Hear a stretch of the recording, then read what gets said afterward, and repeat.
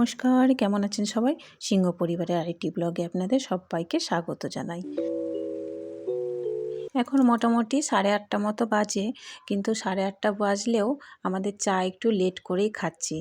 কারণ আমরা উঠি আপনার মোটামুটি 5:30, তারপর শুরু হয়ে যায় 2 বাচ্চার স্কুলে। 2 বাচ্চাকে তৈরি করিয়ে তাদের টিফিন দিয়ে স্কুলে পাঠানো হয়। তারপরে তখন তার বাবা স্কুলে দিয়ে এসে ফিরে এসে আমরা চা খাই। তো এখন মোটামুটি 8:30, তো চাটা আমরা খেয়ে নেব। খেয়ে নিয়েই কিন্তু আর লেট করা যাবে না। দুপুরের রান্নার জন্য আমরা তোড়জোড় শুরু করে দিয়েছি। তো এখানে আমি করব আজকে আর মাছ নিয়ে এসেছে, তো আর মাছটা আমি বরফ হয়ে যায় ফ্রিজে রেখেছিলাম, তো একটুখানি জল দিয়ে মোটামুটি 10 মিনিট মতো ছেড়ে দেব।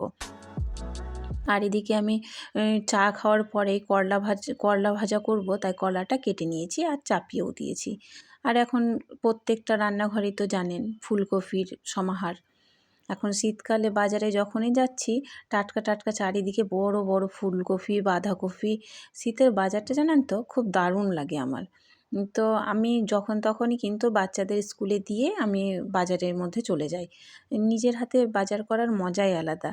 তো আজকে একটু করব ফুলকপি, আলু, টমেটো দিয়ে একটা তরকারি, মটরশুঁটি দিয়ে।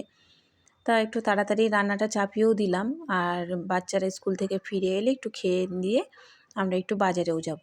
কারণ আমরা মাসের বাজারটা কি করি, এখানে একটা মল আছে, তো সেই মল থেকে গ্রসারি আইটেমগুলো আমরা নিয়ে চলে আসি। তো অনেক সময় দেখি যে আপনার একটু সস্তাও পড়ে আর জিনিসপত্র একটু দেখে শুনেও নেওয়া যায়। এদিকেও যেমন সুবিধে আছে, আবার অসুবিধেও আছে। যে আমরা যদি যে জিনিসটা নেব না অপ্রয়োজনীয়, সেই জিনিসটাও কিন্তু নেওয়া হয়ে যায়। ওই চোখের সামনে পড়লে যা হয়। তো এখানে আমরা একটু গুলা রুটি খাবো। আমরা গুলা রুটি বলি, গ্রাম্য ভাষায় আবার এটাকে এঁচকেও বলে। তো যাই হোক, এখন আমি একটু ময়দা নিয়ে নিয়েছি, ওর মধ্যে একটু বেশি করে জোয়ান দিয়েছি, লবণ, লঙ্কা, এইভাবে একটা পাতলা ব্যাটার করে এটা কিন্তু খুব মানে তাড়াতাড়িও তৈরি হয়। আর যেহেতু আমরা আবার দুপুরবেলা বেরোবো, তার জন্য আমি বলছি যে আর কিছু টিফিন বানাবো না, হালকা একটু টিফিন বানিয়ে নিলাম। তো এইদিকে আমি এটা বানিয়ে নিচ্ছি। আর যতক্ষণে ওইটা বানাবো আর আলু, মাছের জন্য আলু আর পেঁয়াজ দিয়ে দিয়েছি। এই তো প্যানটা একটু গরম হয়ে গেলে উপর থেকে ব্যাটারটা দিয়ে, এটা আমি আর হাত দিয়ে ছড়াবো না, কড়াইটা একটু এপিট ওপিট করে নিলেই কিন্তু আমাদের রেডি হয়ে যাবে।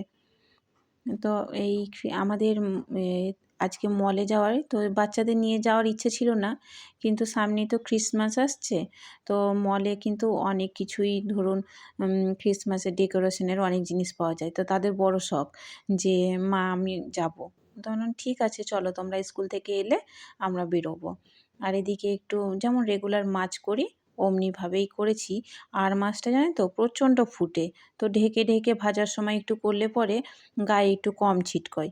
তো যাই হোক, আমরাও এখন খাওয়া দাওয়া করে, বাচ্চারা স্কুল থেকে এসে গেছে, খাওয়া দাওয়া সেরে নিয়ে আমরা বেরিয়ে পড়েছি।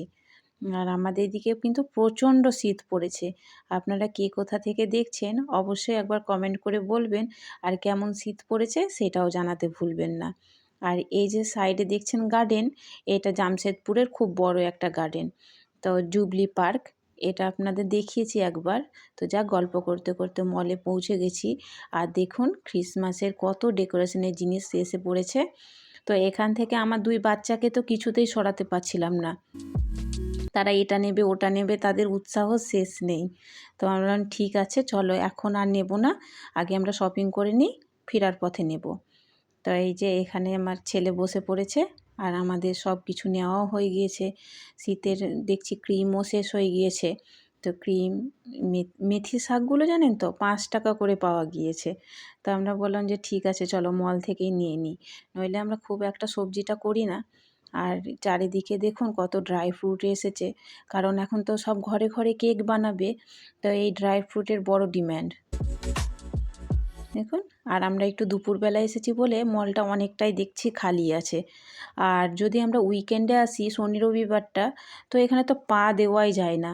তো সেই ভয়ে আমরা তো শনি রবিবারটা অ্যাভয়েডই করি।